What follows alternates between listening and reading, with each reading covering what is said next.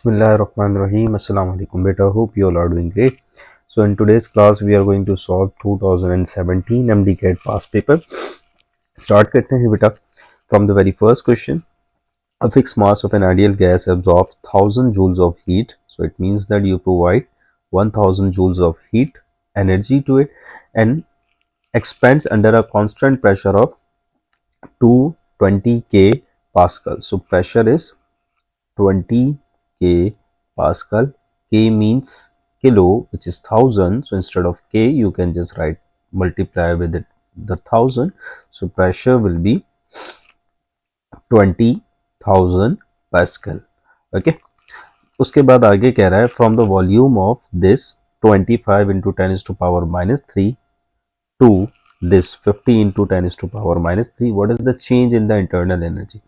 देखें बेटा, delta Q भी आपको दिया गया है, दैट इज 1000 जूल्स.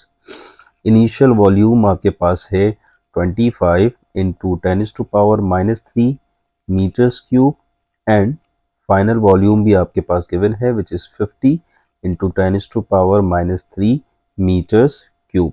आपसे कह रहा है change in the internal energy बताइए. Okay, so now see that from the first law of thermodynamics, this is the equation delta Q is equal to delta U plus W.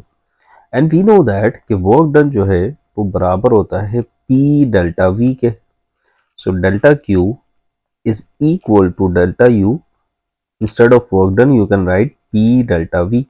अच्छा, अब delta V जो है change in the volume वो बराबर होता है final volume minus the initial volume.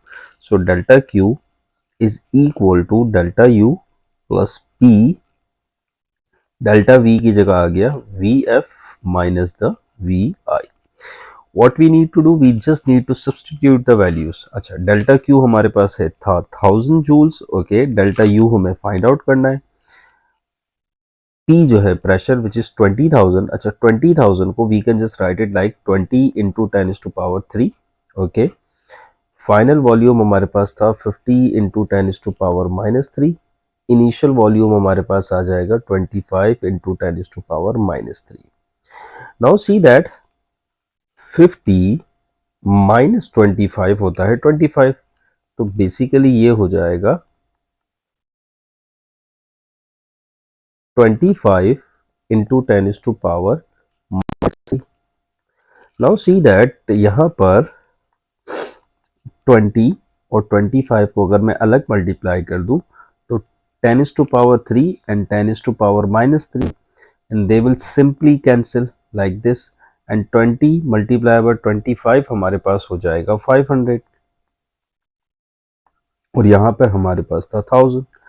500 यहाँ plus का है, यहाँ जाके माइनस, तो 1000 माइनस 500 will be 500. तो change in the internal energy in this particular system कितनी हो जाएगी 500. The unit of energy is joule, so it will be joule. So the answer will be D. Let us move towards the next one. कह रहा है in an experiment an object was placed on the principal axis of a convex lens 25 centimeters away. अच्छा, तो 25 centimeters away is the object distance. तो आपसे कह रहा है कि object distance जो है वो 25 मतलब कि आपके लेंस से 25 सेंटीमीटर दूर एक ऑब्जेक्ट रखा हुआ है from the lens and a real image 4 times the size of the object was obtained. तो मैग्निफिकेशन 4 times मैग्निफिकेशन है इसकी. ठीक है. अच्छा, कह रहा है the focal length of the lenses. अब आपने क्या बतानी है, इसकी फोकल लेंथ बतानी है. सही है. वी नो दैट बेटा मैग्निफिकेशन का फॉर्मूला होता है image distance divided by the object distance. अच्छा, मैग्निफिकेशन आपके पास कितनी है, मैग्निफिकेशन जो है वो 4 है. इमेज डिस्टेंस क्यों नहीं पता, ऑब्जेक्ट डिस्टेंस P 25, तो ये यहाँ चला जाएगा. 4 multiply by the 25 will be the image distance. तो इमेज डिस्टेंस आपके पास हो जाएगा 100 centimetres. And the lens formula, very important formula, 1 over f is equal to 1 over p plus 1 over q. 1 over p from the question 1 over 25 और q की value अभी हमने find out किया that is 100. Will take the LCM of it. अच्छा LCM हमारे पास आएगा 100, 25 4s are 100 and 4 1s are 4 plus यहाँ 1, so it will be 5 over 100. Just cancel, 5 1s are 5, 5 20s are 100, so 1 over f is equal to 1 over 20. Cross multiply करवाएंगे, 20 1s are 20, f 1s are f, so what will be the focal length of this lens? It will be 20 centimeters. So that's how you can solve it. Answer A should be correct. Okay, let us move towards the next one. Question number 3. An object with constant mass rest on a horizontal surface. एक object ऐसे यहाँ पर surface के अंदर rest कर रहा है, whose coefficient of friction mu is 0.2. okay, if a horizontal force is applied, यहाँ पर एक फोर्स अप्लाई होती है, ठीक है, to the object, what will be the effects on the object? क्या क्या हो सकता है इस ऑब्जेक्ट के साथ? इट में move with constant speed in the direction of F, yes, ऐसा पॉसिबल है। किस तरह से पॉसिबल है, हम थोड़ा सा एक्सप्लेन करने की कोशिश करते हैं कि लेट सपोज ये ऑब्जेक्ट ऐसे मूव, ये ऐसे रखा हुआ है, इस कांस्टेंट स्पीड के साथ जब मूव करेगा, जब इसकी जो अप्लाइड फोर्स है और जो फोर्स ऑफ फ्रिक्शन है, दोनों क्या हो जाए, दोनों बराबर हो जाए। जब दोनों बराबर होंगी बेटा, तो नेट फोर्स हमारी जीरो हो जाएगी और body moves with a constant speed. So yes, first question सही, फर्स्ट पार्ट सही हो सकता है, यस। सेकंड क्या है, आगे, it may remain at rest, yes it can be possible कि जो आप फोर्स अप्लाई कर रहे हैं, ठीक है, in the forward direction, it may be less than the frictional force, yes it can be possible कि frictional force is greater than the force, तो ऑब्जेक्ट मूव ही नहीं करेगा। थर्ड कह रहा है it may accelerate, yes it can accelerate, जब force आप ज्यादा लगाएंगे to the friction, so body will accelerate, so third भी करेक्ट हो सकता है। It may move with constant speed in the direction opposite to x, opposite to F the applied force, this is not possible कि आप force यहां लगा रहे हैं और आपकी बॉडी यहां एक्सेलरेट कर रही है, क्योंकि फोर्स और एक्सेलरेशन जो है हमेशा हमेशा पैरेलल होती हैं, तो फोर्थ ऑप्शन करेक्ट नहीं हो सकता किसी भी कंडीशन में। सो what does it means, answer A, first second और थर्ड करेक्ट होने की पॉसिबिलिटी है, क्योंकि क्वेश्चन में मे आ रहा है, ठीक है। Late us move towards the next one. A person having a mass of 60 kg exerts a horizontal force of 200 newtons in pushing a 90 kg object a distance of 6 meters along horizontal floor. He does this at constant speed in 3 seconds. The weight of the person is approximately. अच्छा, अब देखें, इस तरह के question जो होते हैं ना, वो हमें कंफ्यूज करने के लिए होते हैं। इतनी सारी कहानी दे दी और आखिरी में पूछ रहा है भाई वेट क्या होगा, तो भाई वेट का फॉर्मूला तो होता है फिजिकल टू mg, और वेट किसका पूछ रहा है, एक पर्सन का पूछ रहा है, भाई पर्सन का मास कितना है, 60 है, तो 60, और यहाँ पर कह रहा है जी की वैल्यू आप रखें 9.8। अच्छा, मैं 9.8 रखूंगा तो मैं 10 रख लेता हूँ, तो 60 10s are 600, ठीक है, तो वेट कितना हो जाएगा, 600 न्यूटन्स। अच्छा, अब यहाँ पर 9.8 रखते हैं तो 590 अप्रोक्सीमेटली इतना ही आता, तो वहां पर भी you can just do that और उसको राउंड ऑफ करके 600 हो सकता है। Late us move towards the next one, question number 5। If 500 centimeter cube of gas, so this is the volume of a gas, okay, having a pressure of this 760 millimeter of mercury, so pressure is 760 mm, is compressed to a volume of this, so this is V1, so this will be V2, 300 centimeter cube, the temperature remaining constant। अच्छा, this is very important, यहीं से formula generate होगा कि temperature क्या है, constant है, okay. तो आपसे कह रहा है प्रेशर बताइए, P2 बताइए, तो आपको पता है कि बॉयल्स लॉ के अंदर when temperature is constant, तो we can use this equation, P1 V1 is equal to P2 V2, और हमसे यहाँ पे P2 पूछा जा रहा है, तो फॉर्मूला बन जाएगा P1 V1 over V2 is equal to P2, तो P2 is equal to P1 which is 760, V1 which is like 500 divided by V2 which is like 300। अच्छा, अब यहाँ देखें 0 0 0 and 0, it will all will cancel, तो आपके पास 760 multiply by 5 divided by 3. Now you can see that 5 को आप 760 से multiply कर दे, तो मैं 76 से कर रहा हूँ, 0 ऐड कर दूंगा आंसर में. 5 6 30, 5 7 35, 3800 और एक 0 आपने ऐड कर दिया, तो 3800 डिवाइडेड बाय 3. अच्छा, अब यहाँ देखें 3600 या 36 डिवाइडेड बाय 3 करते तो मेरे पास आंसर आता है 12. तो 3600 डिवाइडेड बाय 3 मेरे पास आंसर आ रहा है 1200. तो approximately answer lies in the 1200 range. तो D answer should be correct. तो without calculator you just need to approximate आपने. ठीक है, ओके, या वेरी गुड क्वेश्चन. एक और, two spring fixed at one end are stretched by 5 centimeter and 10 centimeter. So this will be x1 and this will be x2. Okay, when masses of this and this, so this is m1 and this is m2, are suspended at their lower ends. When pendulum की बात हो रही है, it is like this. ठीक है,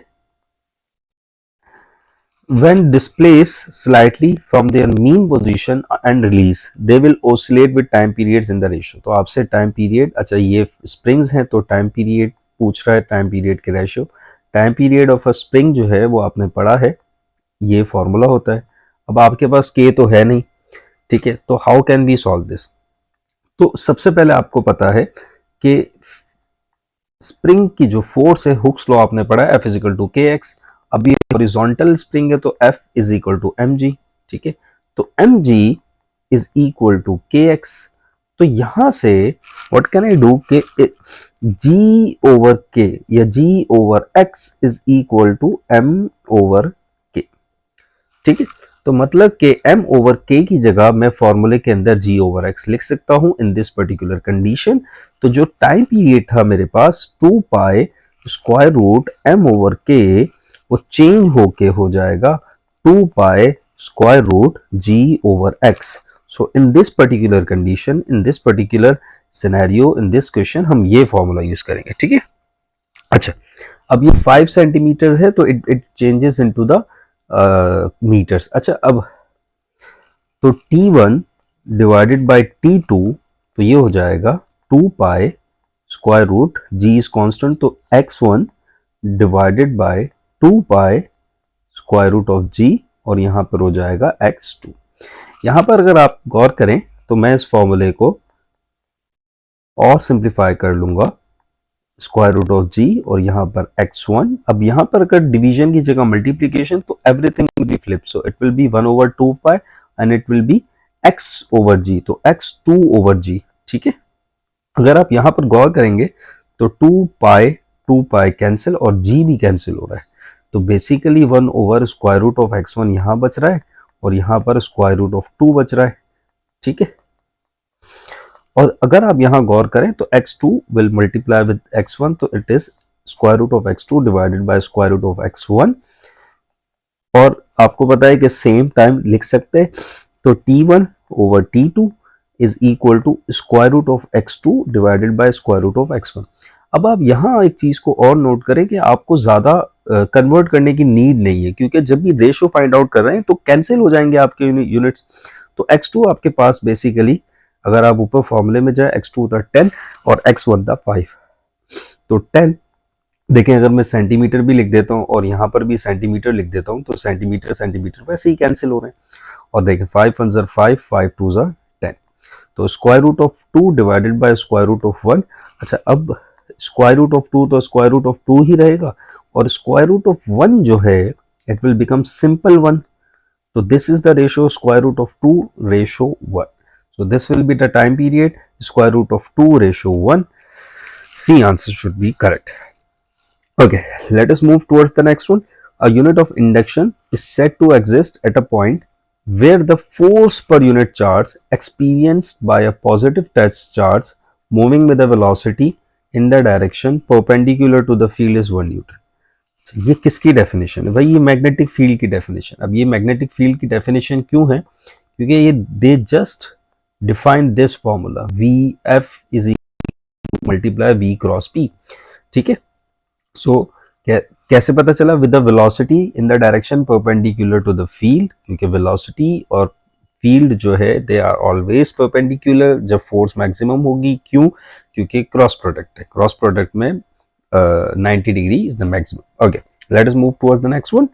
dash is a positively charge particle with properties similar to alpha particle.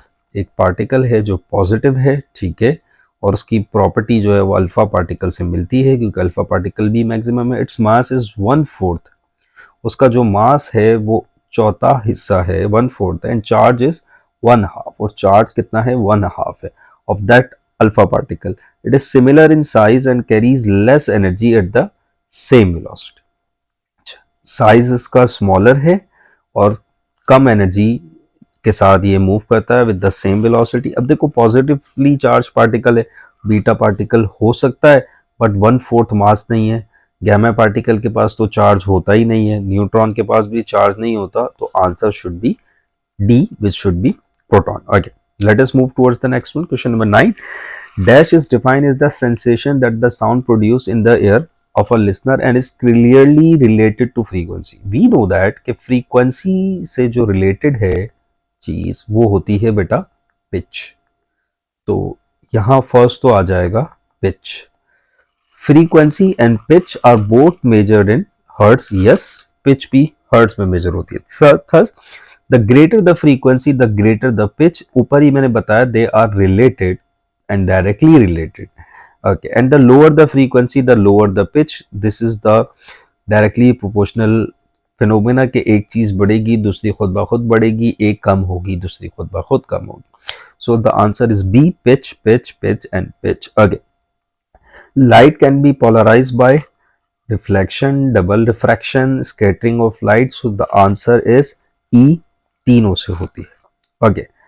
Question number 11. Incident rays of light parallel to the principal axis. देखिए बेटा, this red line, it is the principal axis, और जो इससे parallel है, ये line की बात कर रहे हैं या ये इसकी बात कर रहे हैं या इसकी बात कर रहे हैं, of a convex lens after refraction. Refraction मतलब बैंड होना लाइट का। देखें लाइट बैंड हो रही है यहाँ पे बाय द लेंस, तो आपकी ये जो प्रिंसिपल एक्सिस वाली लाइन है, सवाल ये पैदा होता है कि ये लाइन जो है ये कहाँ मूव हो रही है, ठीक है। So converge at the principal focus, principal focus पे सारी लाइन आके मिल रही है। A option should be correct. Okay, let us move towards question number 12. If two sound waves having the same wavelength, okay, wavelength same है, in air at the same temperature, temperature भी same है, what other property must they have also in common? अच्छा, अगर आप velocity की बात करें, velocity का जो फॉर्मूला है pi r t over m. so देखें velocity डिपेंड कर रही है गामा r और m. if they are constant, so technically the velocity is depending upon the temperature. अच्छा, velocity temperature पे डिपेंड कर रही है तो velocity दोनों की सेम होगी। Okay, so velocity for both the particle is what? same. अच्छा, अब आप देखें कि velocity का एक और फॉर्मूला है which is v is equal to f lambda. अब velocity सेम है और लैम्डा भी सेम है, क्वेश्चन में कह दिया गया है, तो टेक्निकल सी बात है फ्रीक्वेंसी भी सेम होगी। तो कौन सी चीज सेम है? फ्रीक्वेंसी। इंटेंसिटी और एम्पलीट्यूड सेम नहीं होंगे, सो इसका आंसर होगा B, third option should be correct. Okay, which unit express work done per unit charge? देखो वोल्टेज का फॉर्मूला होता है work done per unit charge, और वोल्टेज का जो यूनिट होता है शुड बी वोल्ट। क्वेश्चन, तो answer D should be correct. The time of one vibration of a simple pendulum may be decrease by, simple pendulum का जो time period का formula होता है 2 pi square root L over g. So technically सिर्फ एक चीज ऐसी है जो variable in this formula, that is the length, and it is directly proportional. तो time period is directly proportional to the square root of length. तो length आप decrease करेंगे तो टाइम पीरियड भी डिक्रीज हो जाएगा, so decreasing the length of the Bob. Okay, let us move towards the next one. The sum of all forms of molecular energies in the thermodynamic system is known as is internal energy. जितनी भी energy होगी system के अंदर वो उसकी internal energy कहलाएगी। Question number 15 का C answer should be correct. Okay, dash is also known as anti electron, जिसको हम पॉजिट्रॉन भी कहते हैं। एंटी इलेक्ट्रॉन पॉजिटिव चार्ज होता है इसका, और every property like the mass and everything should be same as electron. Okay, when describing the isotope of the same element, isotope की डेफिनेशन क्या है? Same atomic number but different atomic mass या different neutron number, ठीक है। The same spin नहीं, the same atomic mass but different atomic number नहीं, the same atomic number but different atomic mass, C answer should be correct, ठीक है। In nuclear reaction we have conservation of mass, भी conserve होता है, energy भी होती है, momentum भी होता है, तो D answer should be correct. The lightest element which exhibits radio activity is ट्राइट्रियम, ठीक है। आपको पता है कि आइसोटॉप्स जो होते हैं डिफरेंट एलिमेंट के, वो रेडियो एक्टिविटी, वो रेडिएशन इमिट आउट करते हैं, ठीक है। They have the property of radio activity. So उसमें जो लाइटेस्ट एलिमेंट है which is tritium and it is a isotope of hydrogen.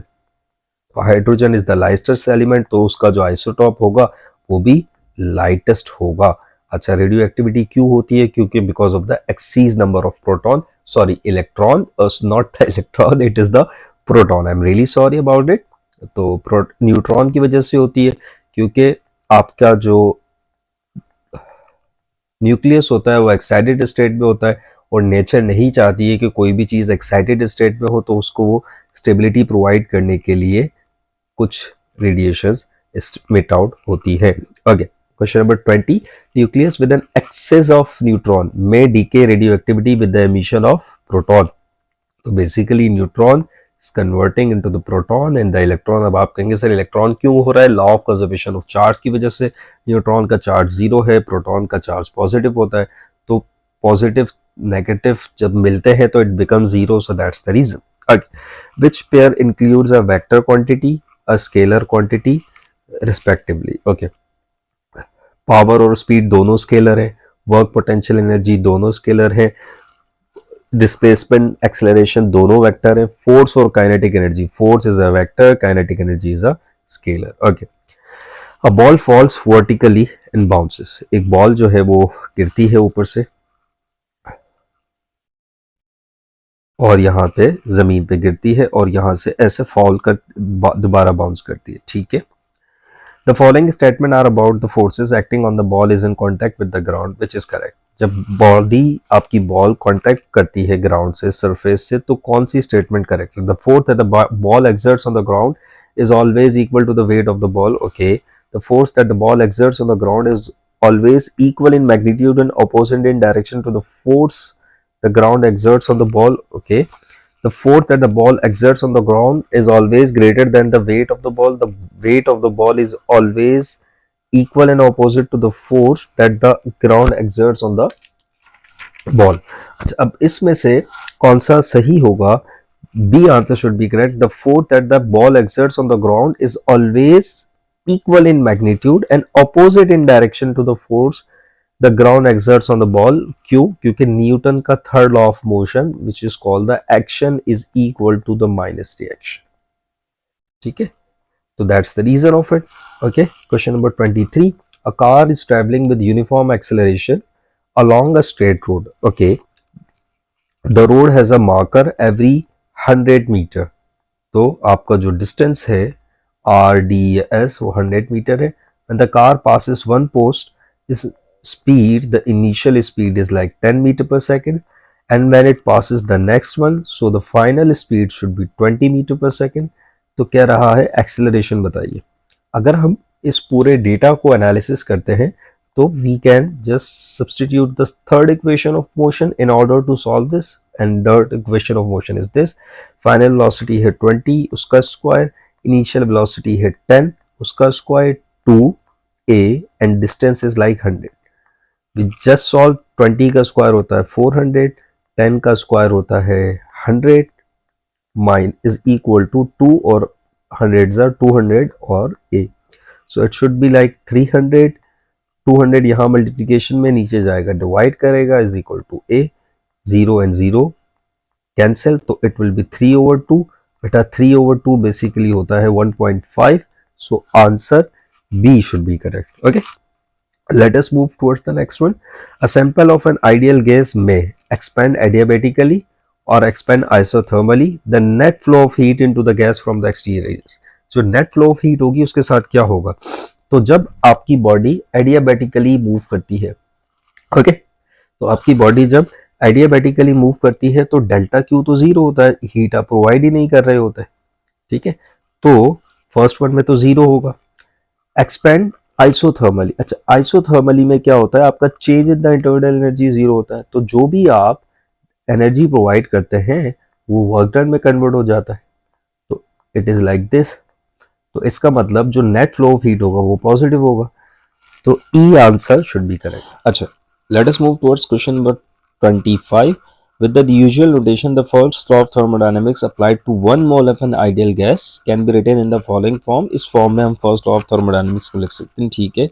In a change for which Boyle's law is obeyed. अच्छा, Boyle's law में बेटा आपको ये बात पता है कि टेम्परेचर आपका क्या होता है, कांस्टेंट होता है, तो ये आपको याद रखनी है बात। Which of the following would necessarily be zero, इन चारों में से क्या चीज जीरो होगी। अच्छा, अब देखो, जब भी टेम्परेचर जीरो है तो चेंज इन द टेम्परेचर आपका जीरो होगा, टेम्परेचर कांस्टेंट है तो चेंज उसका जीरो होगा, क्योंकि change is always final minus initial, तो सेम नंबर फाइनल है सेम नंबर इनिशियल है तो चेंज तो जीरो होगा ना।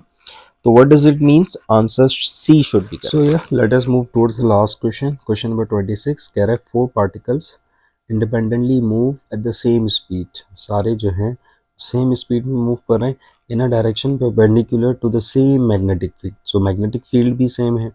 विच particle is deflected the most. अच्छा, डिफ्लेक्शन मतलब फोर्स अप्लाई हो रही है, वी नो दैट जब भी मैग्नेटिक फील्ड और वेलोसिटी के दरमियान 90 डिग्रीज का एंगल होता है, दे आर परपेंडिकुलर, तो आपकी फोर्स अप्लाई होगी और फोर्स की वजह से बॉडी डिफ्लेक्ट करती है। ओके, लॉजिकल सी बात है। अच्छा, तो डिफ्लेक्शन का मतलब है they will move in a circle, and circle का जो रेडियस का फॉर्मूला है which is this m v divided by q B. अच्छा, अब यहाँ गौर करें कि वेलोसिटी सबकी सेम है और मैग्नेटिक फील्ड सबकी सेम है, चारों पार्टिकल्स जो मूव कर रहे हैं वो सेम मैग्नेटिक फील्ड में कर रहे हैं और वेलोसिटी भी सेम है। So what does it means कि उनका जो रेडियस होगा it is directly proportional to m over q. अच्छा, अब ये चीज़ याद कर रखना ज़रूरी है कि m ओवर q, अब अगर m ओवर q का रेशो ज़्यादा है तो रेडियस भी ज़्यादा, और m ओवर q का रेशो कम तो रेडियस भी कम। अच्छा, रेडियस लार्ज का मतलब है लेस डिफ्लेक्शन, और रेडियस स्मॉल का मतलब है मोर डिफ्लेक्शन। तो मतलब के इसका मतलब ये हुआ कि अगर m ओवर q का रेशो जिस भी पार्टिकल का सबसे कम होगा उसका रेडियस स्मॉल होगा। ओके, तो क्योंकि रेशो कम है तो उसका रेडियस भी स्मॉल होगा। अच्छा, रेडियस स्मॉल होगा तो उसकी रिफ्लेक्शन ज़्यादा होगी। तो I just make a chart of it so you can understand it in a better manner. Copper का जो चार्ज होता है विच इज़ ई, एक ही चार्ज होता है, इट इज़ एन आइन, और उसका जो रिलेटिव मास होता है this is 64 you atomic mass unit. तो m ओवर q जो है वो बहुत लार्ज होगा, लार्ज है तो उसकी डिफ्लेक्शन लेस, तो कॉपर तो नहीं हो सकता आंसर। हीलियम न्यूक्लियस का जो चार्ज है विच इज़ 2e पॉजिटिव, उसका मास है 4 एटॉमिक मास यूनिट, तो जो m ओवर q होगा which is 2 which is also very large, तो डिफ्लेक्शन स्मॉल, ठीक है, radius large deflection small. Okay, electron की बात करते हैं, charge is minus E and relative mass is this. तो m ओवर q का जो रेशो है विच इज वेरी स्मॉल, तो रेडियस भी वेरी स्मॉल, जब रेडियस इज वेरी स्मॉल तो डिफ्लेक्शन इज मोर, और प्रोटॉन का जो m ओवर q होगा which is 1। So what does it means कि m ओवर q का ratio is small, radius is small, deflection is high, तो answer should be C. So hope you understand everything beta. See you in the next video. Love.